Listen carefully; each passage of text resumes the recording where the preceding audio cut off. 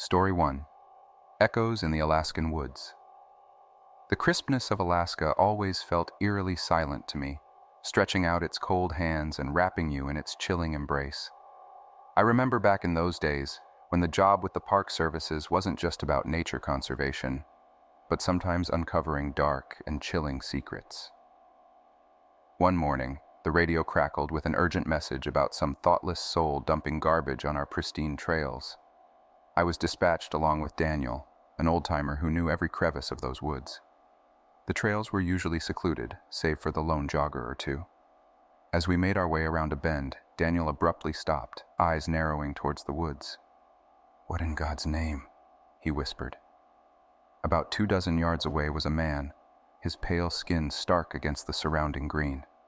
He was crouched, his long hair falling over his face, eyes locking onto ours from behind a bush. When he realized we'd spotted him, he got up, stretching lazily, trying to play it cool. But his body language said otherwise. There was a tension in the air. To my surprise, Daniel recognized him. "Hey, isn't that the fellow who built my deck last summer?" Turns out the man was a known local builder. He ambled over, offering a weak explanation about stepping off the trail for some privacy. Daniel seemed to buy it. However, something about his presence out there didn't sit right with me. After confirming he wasn't the one dumping trash, we continued on our trail and he joined us, making idle conversation. It was a couple of years later when Daniel called me, his voice shaky. The man, Benjamin Lynch, was all over the news. What was initially thought to be a simple robbery at a coffee shop turned out to be much more sinister. He hadn't just shot the girl, he had taken her, tortured her, and then killed her. Benjamin Lynch was no builder. He was a predator, a serial killer who had been roaming the country, leaving trails of bodies in his wake. He had a method, burying murder kits in undisclosed places. These macabre treasures contained whatever tools he'd need: guns, money, and other sinister tools of his trade. My blood ran cold. What if that day on that trail, he was near one of his buried secrets? Months later, I ventured back to that bend in the trail, a shovel in hand. The once familiar woods now felt oppressive. The trees seemed to lean in with silent judgment. But as I dug, the earth refused to reveal any secrets. Others theorized that perhaps we had unknowingly thwarted a potential attack. But as with many things concerning Lynch, who took his own life before standing trial, many questions remained. The winter after my grim discovery, the townsfolk became obsessed with the legend of Benjamin Lynch. Whispers filled every corner, especially in the local tavern where old men exchanged tales of having met the man or of strange occurrences in the woods. There was something terrifying yet captivating about knowing a monster had once walked among us. Every so often, amateur detectives and thrill-seekers would descend upon the trails, armed with metal detectors and cameras, hoping to unearth a grisly memento. Sometimes, they claimed they found something, an odd trinket, an old bullet casing, but nothing definitive. The woods, it seemed, had become a macabre tourist attraction. In the heart of this pandemonium, Mrs. Foster, the elderly librarian, confided in me a chilling tale. Many years ago, when she was but a young girl, she remembered playing near that very bend in the woods. She recalled finding a peculiar box, partly buried, containing items she could barely comprehend at that young age. She had hidden it again, too scared to mention it to anyone. With a shaky hand, she drew a crude map and handed it over to me, her eyes imploring me to put an end to the nightmare. Driven by a mix of dread and determination, I returned to the woods, this time guided by Mrs. Foster's memories. Hours felt like days as I searched, the sun casting long shadows that played tricks on my mind. As darkness encroached, my shovel finally hit something solid. There it was, a rusted box, its contents an eerie testament to Lynch's malevolent intent. Photographs of unknown faces, a blood-streaked knife, and a diary with chilling entries. The discovery sent shockwaves through the community. People struggled with the realization of how close they had come to pure evil. As for me, while I had unearthed a terrible secret, it also meant an end to the restless nights and the haunting questions. But the woods, they never felt the same again. They bore witness to a darkness, a silence that was now broken but would never be forgotten. Story 2. forest shadows, human sins. Amid the dense pines and whispering winds of Seattle, I spent my days as a park ranger. My boots frequented a particular trail, nestled adjacent to a college known for churning out spirited youths, some more wild than learned. This trail, with its verdant trees that rustled with hidden secrets, was a mere jaunt from the college campus. On weekends, it was animated with young bodies, seeking refuge from study and the weight of tomorrow. While some came to be one with nature, others came for less spiritual pursuits. Clandestine bottles hidden under jackets, and raucous laughter that broke the forest's sacred silence. But these were harmless pursuits, and for the most part, the college brigade remained respectful, a nod here and there to acknowledge my presence. But the woods have a rhythm, a sacred cadence that only those attuned to it can hear. And Saturday mornings had their own silent lullaby. A hush, broken occasionally by the rare chirp or the footfalls of an elderly couple seeking peace. College kids? They never dared disturb the Saturday morning sanctity. Yet, on one fog-draped morning, an anomaly, a lone silhouette ahead, which unmistakably bore the hallmark of youth. How can one identify a college kid, you ask? They exude an aura of naivety, often wrapped in inappropriate attire, and more often than not, underestimating the trail's demands. This figure, presumably a girl, ambled ahead, each step heavy, unsure, as though she regretted her early morning venture. Or perhaps the remnants of last night's frivolity still coursed through her veins. Closing in on her, my heart caught an irregular beat. Her attire bore the brunt of what seemed like a frenzied fall. Stains and dirt clung to her like morbid badges of honor. But it wasn't just the earth she was drenched in.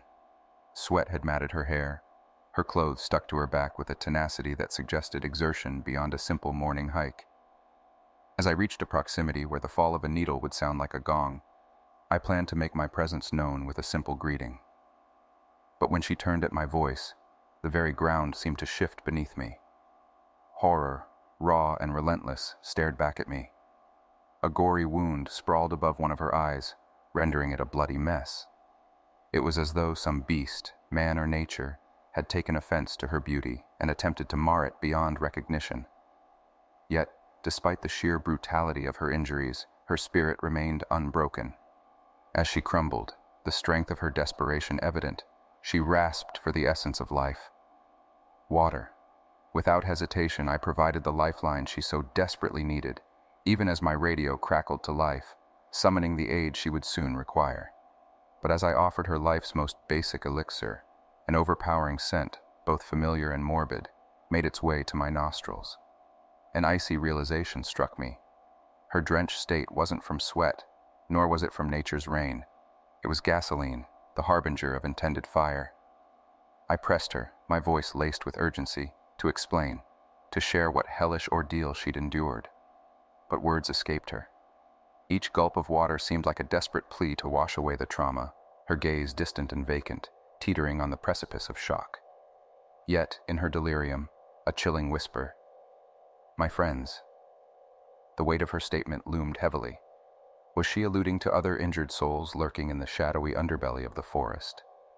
Or was it something darker, a betrayal she couldn't fathom?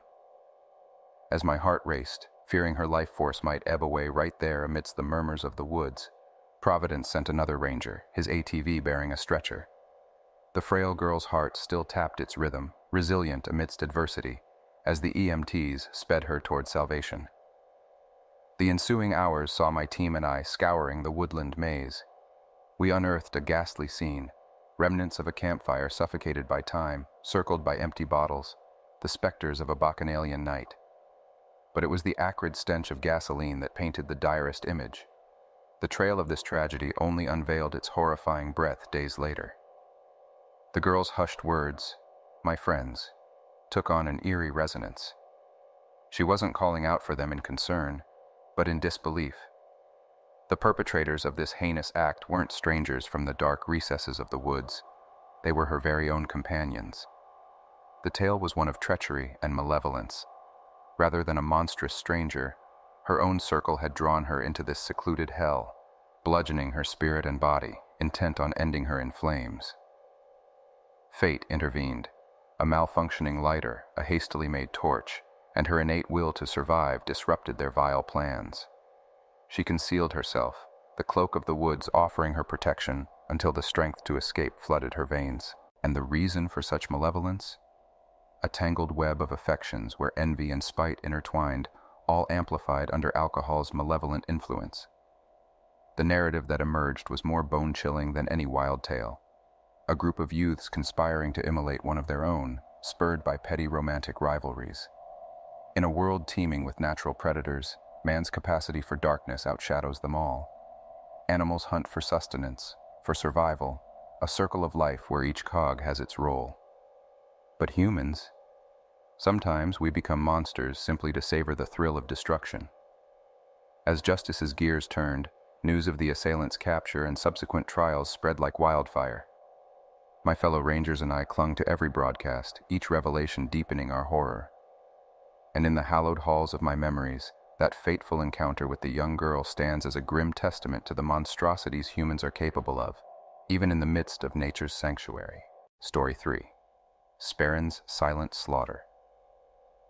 For as long as I can remember, but specifically for about 4 tumultuous years, I've been living the life of a park ranger under the watchful eye of the UK Heritage Council. The Trust, a behemoth that's been preserving our nation's history and beauty for nearly a century and a third, stands as a testament to time itself. Its shadow covers everything, from the grandiose, decaying manners of the once great nobles to the untamed vastness of our national parks. Nestled in County Tyrone, Northern Ireland, where the whispers of my youth still echo, my role often took me to the haunting landscapes of the Sperrin Mountains. Within these mountains, forests, parks, and secrets intertwine, many falling under the domain of the Trust Whisper Glen, Torlandale, and Bannock Point, just to name a few shadows among many. Though these places are spread across a mere 50-mile radius, they're all guarded by my team, a mix of hardened rangers and fresh eyes. Thanks to my deep roots in this land, my connection with the terrains of Sperrin became something of legend among my team. It was my intricate understanding of every nook and cranny that made me the de facto point of reference whenever the earth whispered secrets, or when paths seemed lost. So it wasn't entirely surprising when, on a mist-laden morning, my phone erupted with the panicked voice of a fellow ranger. She recounted the tale of a petrified camper who'd woken up to an unsettling sight at dawn. Dead sheep lying eerily close to his tent. The phrase she used, "a couple," seemed too benign, especially when paired with the palpable dread in her voice. Given that the wilderness plays strange tricks and often brings unforeseen casualties, I initially brushed it off. However, it wasn't the lifeless sheep that puzzled me, but rather the sheer terror in the camper's voice. Why would he be so horrified by a scene, morbid though it may be, that he'd abandon his camp entirely? The intrigue grew, gnawing at me, feeding on my curiosity. With only vague clues, mentions of fields, sounds, and perhaps the distant howl of a wolf, I set off, tracing the camper's frenzied footsteps. All the while, my colleague, with the trembling camper by her side, fed me more of his fragmented memories. The camper's voice, tinged with fear, painted a picture of a hasty escape, a mad dash through the wilderness, slowing only when the perceived danger was leagues behind. He spoke of passing homes, their windows like lifeless eyes, watching his desperate flight until he found a haven at our Sperrin Country Park office. "Why didn't you reach out from your campsite?" I queried, my voice a mix of concern and doubt. "I was paralyzed with terror," he replied, the echo of that fear clear in his voice.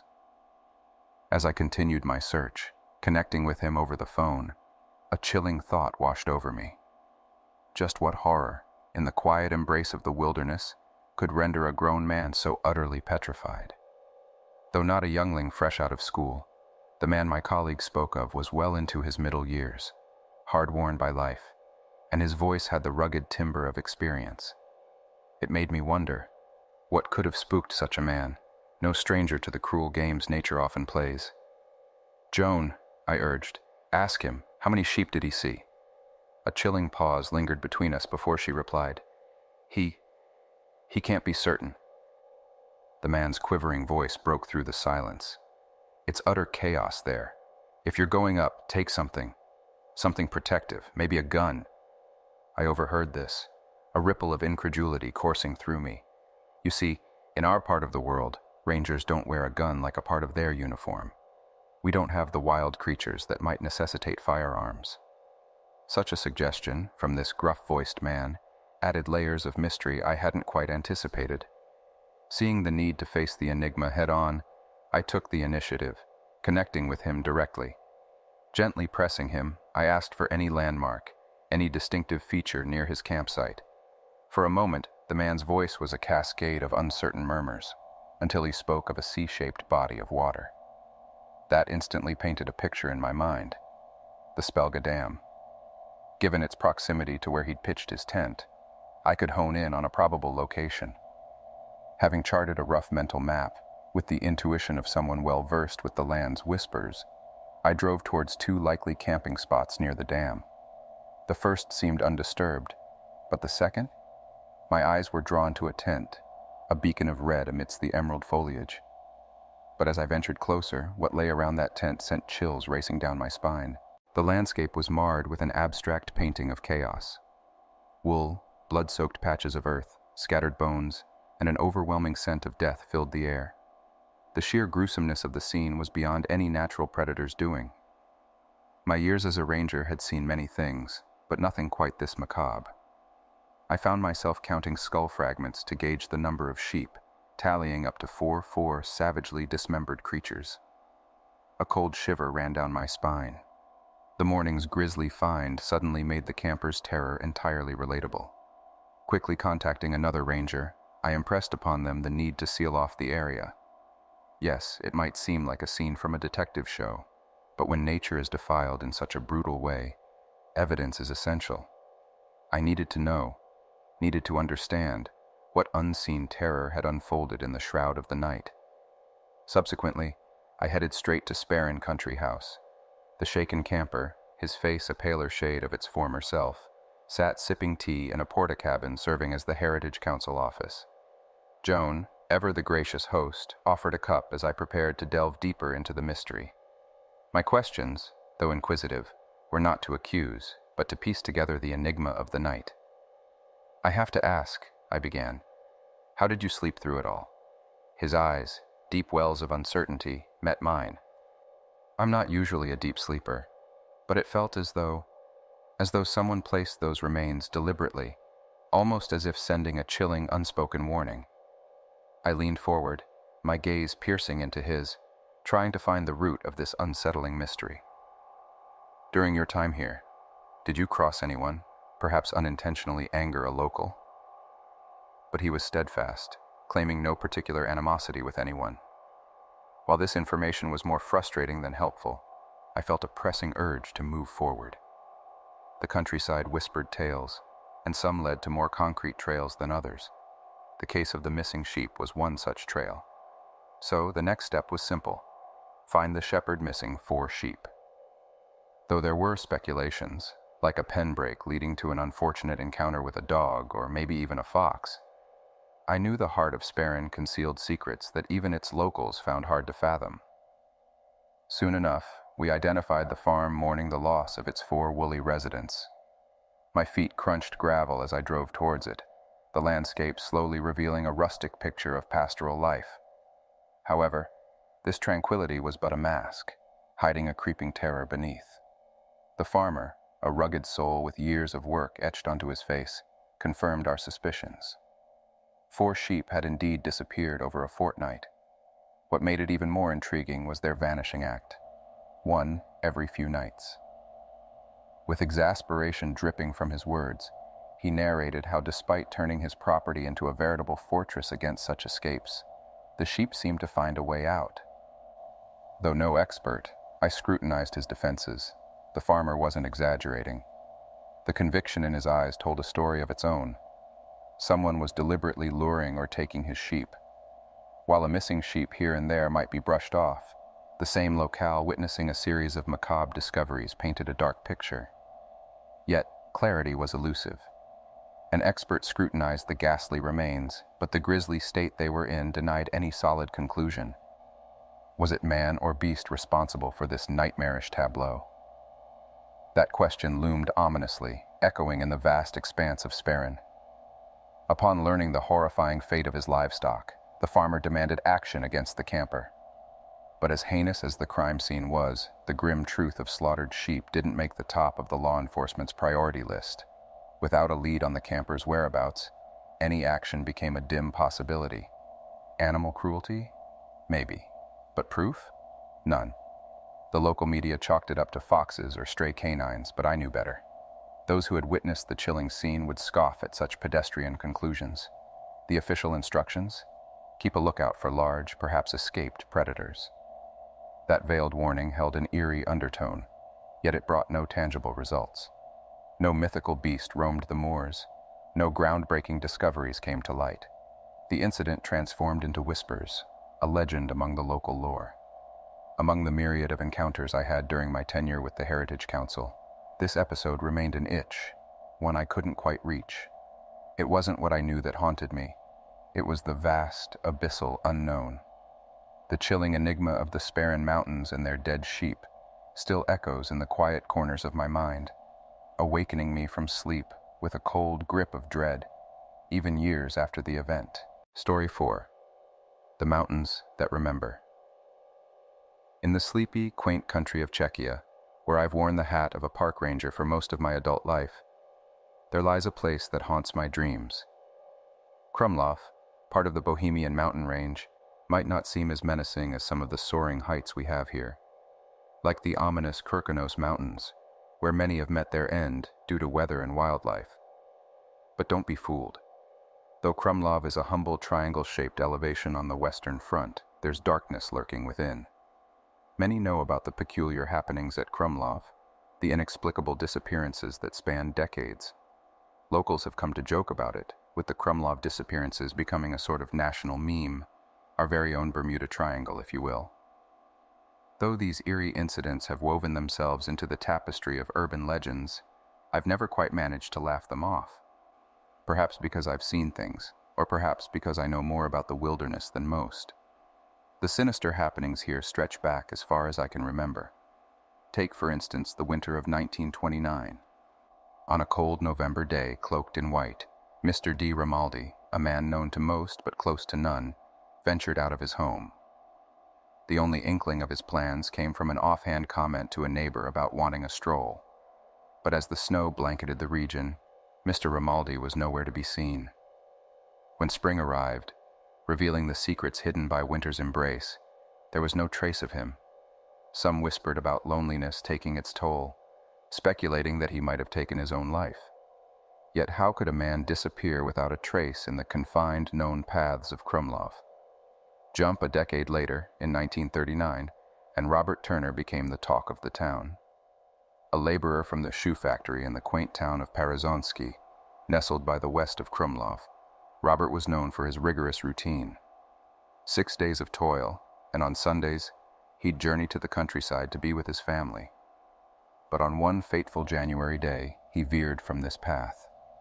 Instead of basking in the warmth of his family, he chose the icy embrace of Krumlov.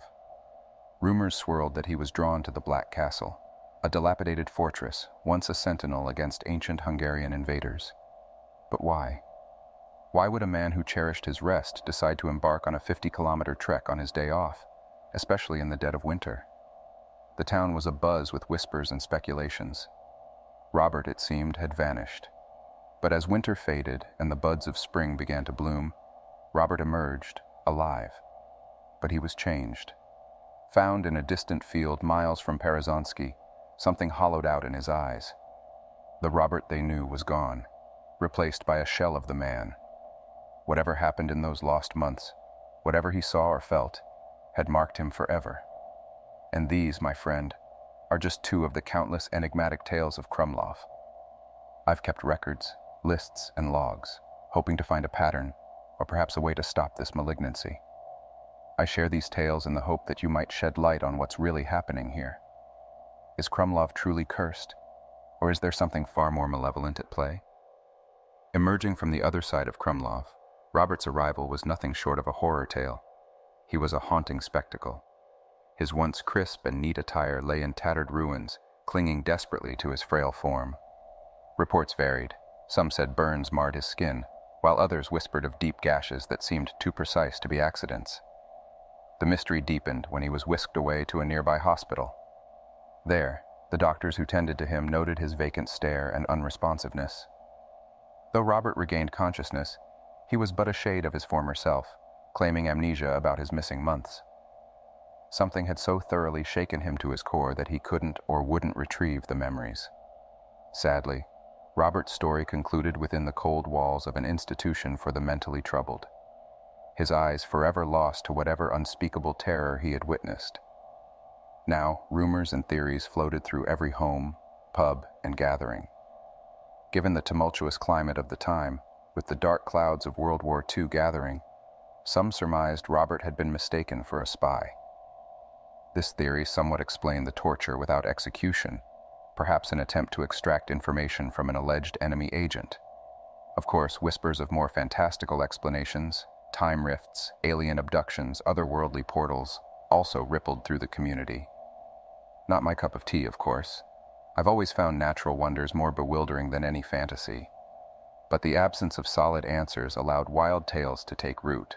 Then, 1966 graced Czechia with another enigmatic tale. Paul and Clara, a couple woven from the threads of ordinary life, ventured into Krumlov, their car abandoned near the forest's edge. Like others before them, the forest seemingly swallowed them whole. Their inexplicable disappearance stirred the nation. Papers plastered their faces everywhere, and search parties scoured every inch of the vastness that was Krumlov. A police officer, who had been part of the search, once drunkenly confessed to me. It was as if they parked, strolled into the woods, and simply evaporated into thin air. Such cases, while not everyday occurrences, were enough to send chills down one's spine. And yes, while many who wander into Krumlov re-emerge, usually a tad worse for wear, these specific stories defy any rational explanation. It torments me, this sense that the veil between the possible and the impossible is thinner here than anywhere else. Outsiders, perhaps even you, might dismiss these tales as mere folklore or exaggerations, largely due to our local tendency to downplay such events with a casual shrug. My hope, in sharing this with a broader audience, is to cast a wider net of curiosity. Somewhere out there, someone might hold a puzzle piece to this decades-old enigma. And perhaps, with enough eyes and minds on Krumlov's mysteries, the shadows of uncertainty may finally dissipate, unveiling the truth that's been lurking all along.